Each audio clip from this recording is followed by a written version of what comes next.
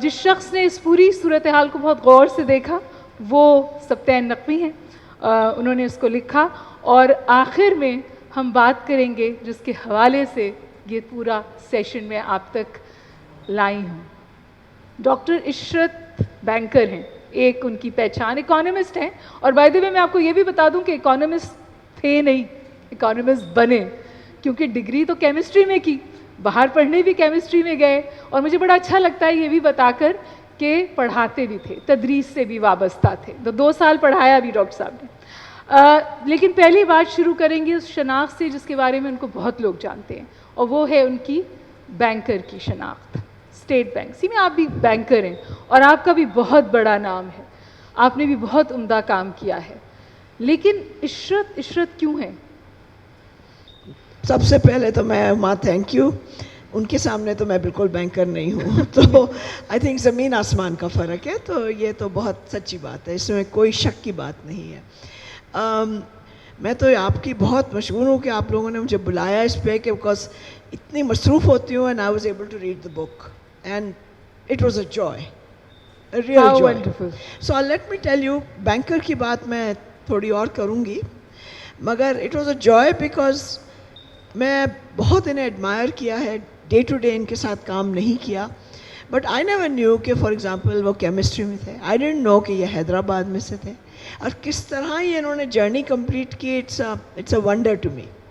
I tell you, میں نے اس بک سے ایک چیز سیکھی کہ جو ان کے 6 سال تھے بینکنگ اسٹیٹ بینک میں ایز گورنر, اگر وہ چیزیں انہوں نے اسٹیٹ بینک میں نہ کی ہوتی, جن کا بہت بڑا رینج ہے, اور جو آپ کے ناظرین ہیں they have to read the book, وہ بہت ضروری ہے, تو I would not be the banker I was, اور and I didn't even realise that. جب یہ 1999 میں یہ گورنر بنے, میں اس وقت ایک فارن بینک میں تھی, اور میں اسی وقت جسٹ بیفور آئی تھنک 2000 میں نے حبیب بینک جوائن کیا, جو اس وقت نیشنلائز تھا, اور جو میں وہاں کر سکی واز بیکاز انہوں نے اس کو پرائیویٹائز کیا. آپ نے اپنی یہ کتاب میں سبطین نے ڈاکٹر مسٹر ذاکر محمود صاحب کا نام لیا ہے, ان سے جو میں نے سیکھا, مگر جو ہوا حبیب بینک میں جو چینج آیا ان کی وجہ سے آیا.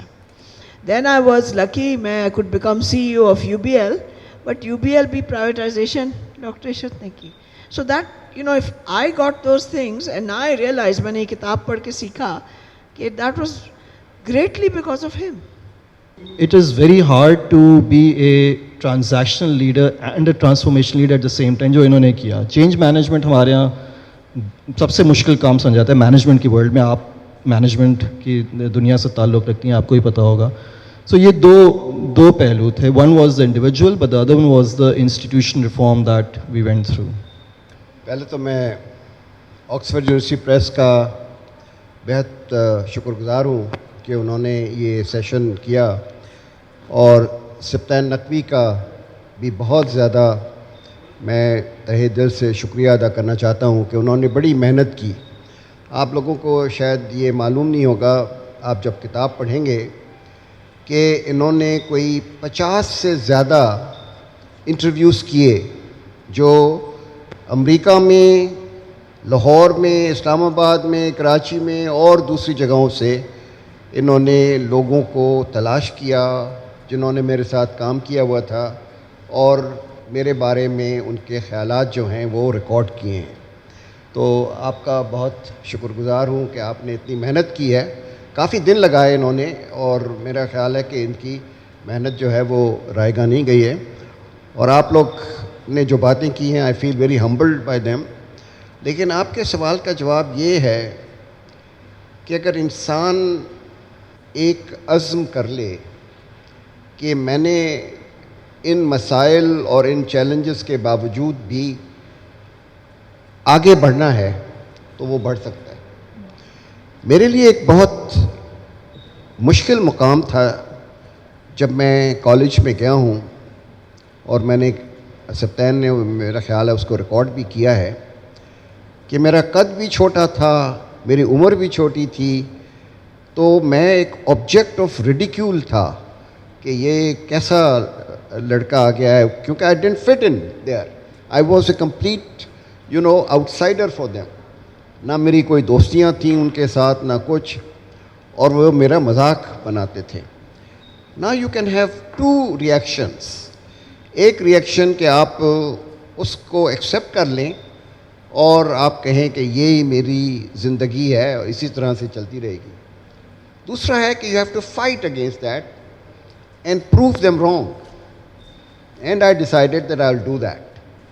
It was such a difficult task, but Allah کے فضل سے I succeeded. And first year میں جب میں آیا تھا اور جب fourth year میں گیا تھا تو I had been elected as the vice president of the student union by majority of the students.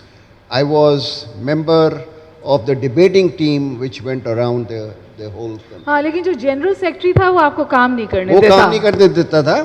اور اس کی وجہ تھی کہ اس کے والد صاحب جو تھے وہ وہاں کے کلیکٹر تھے حیدرآباد کے. تو ہمارے پرنسپل صاحب بھی جو تھے وہ اس سے اتنے زیادہ خائف تھے کہ اس کو وہ ناراض نہیں کرنا چاہتے تھے.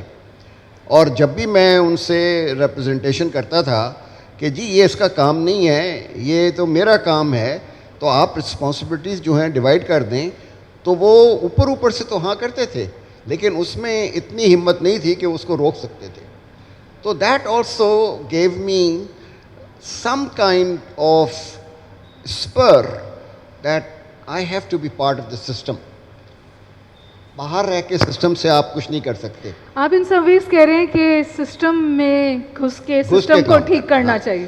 لوگ بہت مجھ سے پوچھتے ہیں کہ جی آپ سارا وقت ان سائڈ لوگوں کو مشورہ دیتے ہیں, جب آپ گورنمنٹ میں بھی نہیں ہوتے ہیں تو آپ ان حکومت وقت کو دیتے ہیں, آپ تو مین آف آل ٹائمس ہے. میں نے کہا نہیں, آپ نے سسٹم کے تھرو کرنا ہے.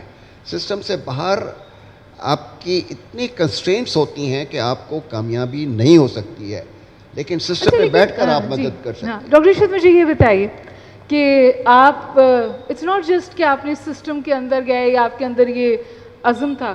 جب میں آپ کے بارے میں پڑھتی ہوں تھوڑا بہت مجھے پتہ بھی تھا اور بہت مجھے پتہ چلا آپ کے اندر یہ ہمت ہے کہ آپ کمفرٹ زون سے باہر نکلتے. سول سروس تھے, کمفرٹیبل تھے, گھر تھا, گاڑی تھی, ڈرائیور تھا, فیملی تھی, آپ نے اپنے آپ کو اپروچ کیا, آپ باہر چلے گئے, آپ نے اپنی تعلیم کی فیلڈز تبدیل کی. پھر 8 سال آپ اسٹیٹ بینک میں بھی رہ سکتے تھے, آپ IBA میں بھی آج تک رہ سکتے تھے, آپ کو کوئی ٹچ نہ کرتا, but you choose to move on. کیوں؟ کیونکہ کتاب آپ کو کہتی ہے ریسٹلیس اینڈ ایمبیشس. آج بھی ہیں. میرا خیال ہے کہ ریسٹلیس والی تو ٹھیک ہے. آئی ڈونٹ اگری کہ آئی ایم ایمبیشیس, بیکاز بہت سارے مجھے موقع ملے اور وہ میں نے ایکسیپٹ نہیں کیا. اگر ایمبیشیس ہوتا تو میں وہ ایکسیپٹ کر لیتا. لیکن دیکھیں بات یہ ہے کہ اس ملک کی بدقسمتی یہ ہے کہ ہم پرسنالٹیز کے اراؤنڈ سارا نیریٹو جو ہے وہ ڈیولپ کرتے ہیں, اور ہماری لائکس اور ڈس لائکس ہوتی ہیں پرسنالٹیز پہ, چاہے وہ پولیٹیکل پارٹیز ہوں, چاہے وہ ایکیڈیمک سین ہو, چاہے وہ بزنس ہو.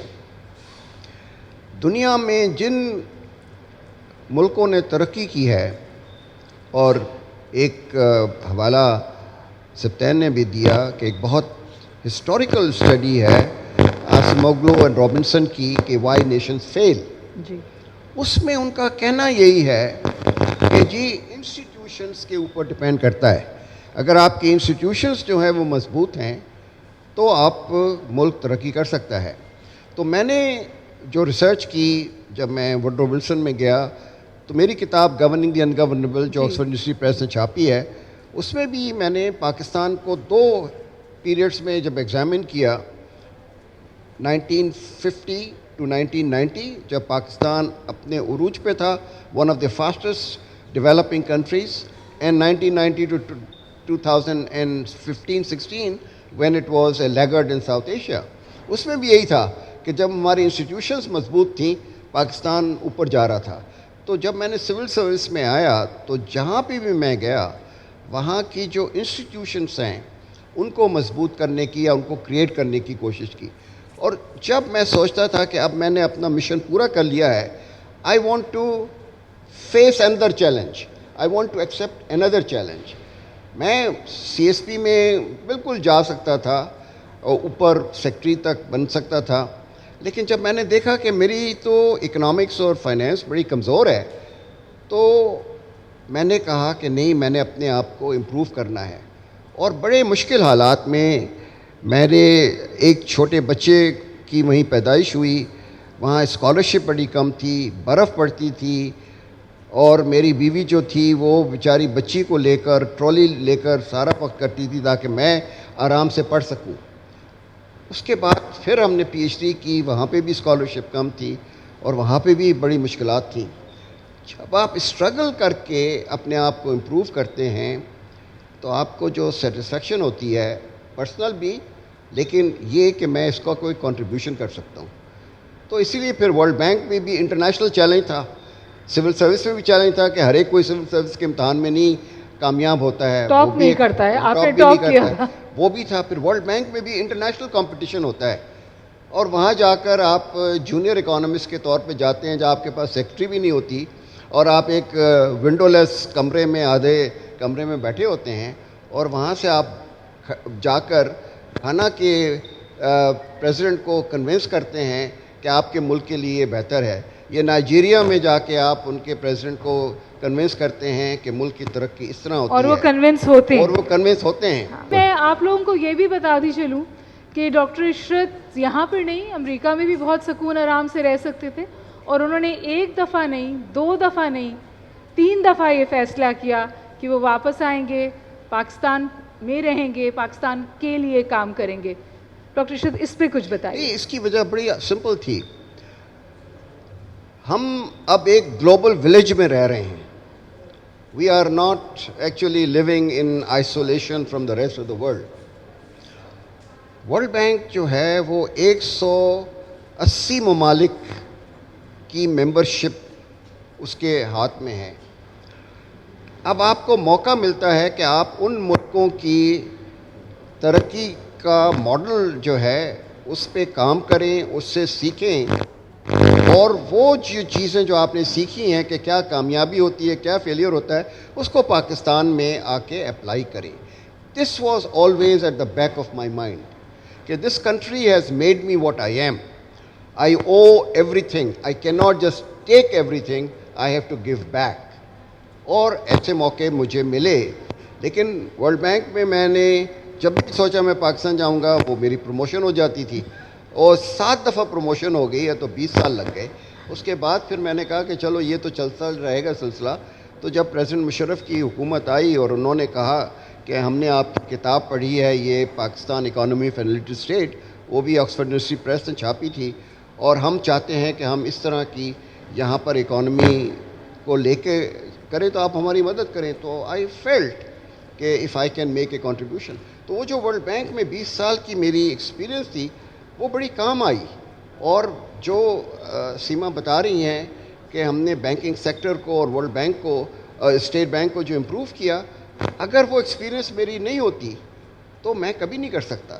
تو کچھ پاکستان میں ایک عجیب سی عادت ہو گئی ہے کہ جی یہ تو ڈول نیشنلٹی والا ہے، یہ تو باہر کا ہے، یہ تو اس کے ایجنٹ ہے. ہم سارے جو ہیں وہ پاکستان کے دل دادا ہیں، وہ پاکستان کی خدمت کرنا چاہتے ہیں. اگر ہم اپنے پروفیشن میں وہاں سے کچھ سیکھ ساکھ کے آ کر اس ملک میں اپلائی کرتے ہیں تو ملک کا بول بالا ہوتا ہے. جی انٹرنیشنل ایکسپوجر بہت امپورٹنٹ ہے، بہت ہی امپورٹنٹ ہے. میں بھی اپنے بینکنگ کریئر میں نے آسٹریلیا میں بھی کام کیا، بہت سیکھا، مگر ہمیشہ یہ تھا جیسے ڈاکٹر عشرت گئے ورلڈ بینک میں، بہت ورلڈ بینک کی نوکری تو لوگ بہت چاہتے ہیں کہ ہو، انہوں نے کی، بہت اچھی طرح کی اور دنیا کے لیے بھی کنٹریبیوٹ کیا. میرا جو ٹیک اوے اس کتاب سے مینلی آیا، دیر واز ون تھنگ جو اس میں سپتین نے ایک کوٹ ڈالا ہے، ایک ورلڈ بینک کے صاحب کا، ان کا نام ہے سنجے پردھان. اس میں انہوں نے ڈاکٹر عشرت کے بارے میں 3 چیزیں کہیں جو مجھے بہت امپریس کی، اور جب میں نے پڑھا تو میں نے اس بک پہ ادھر مارک کیا. ایک تھا کہ ہز کمٹمنٹ ٹو ایکسلنس، ایک میں نے سسٹم فارن بینکس کا دیکھا، دوسرا دیا، اینڈ دیٹ وہ think is a very big challenge, اور یہ ڈاکٹر عشرت نے بہت سکسیزفلی کیا. اچھا، آپ کو لگتا ہے did he establish a culture at the state bank, اور وہ چل رہا ہے؟ بالکل چل رہا ہے، کیونکہ صرف انسٹیٹیوشن بلڈنگ نہیں ہوتی نا، آپ کو ایک ورک کلچر بھی ڈیولپ کرنا پڑتا ہے، ہیومن ریسورس میں بھی انویسٹ کرنا. ساری بلڈنگس کھڑی کر کے تو کام نہیں چلتا. نہیں، تو وہ نئے لوگ بھی لائے. ایک آپ نے اس کتاب میں آپ پڑھیں گے کہ شروع میں انہوں نے ایک 5 ایئر پلان بھی بنایا मगर पहले उन्होंने सब स्टाफ को कंसल्ट किया और ऑन बोर्ड लिया. तो ये एक ऑल्दो आप आई नो कि ये बिज़नेस स्कूल्स में पढ़ाया जाता है, मगर ये जो आप प्रैक्टिस में आप ये करें ना, और हर किस्म के लोग होते हैं, हर किस्म के लोग होते हैं. और ये आई सपोज जब शुरू में आए थे तो इनको भी आउटसाइडर सोचा होगा स्टेट बैंक में भी ना. आउटसाइडर्स भी, और शायद बहुत रेजिस्टेंस भी मिली होगी हर जगह. जी.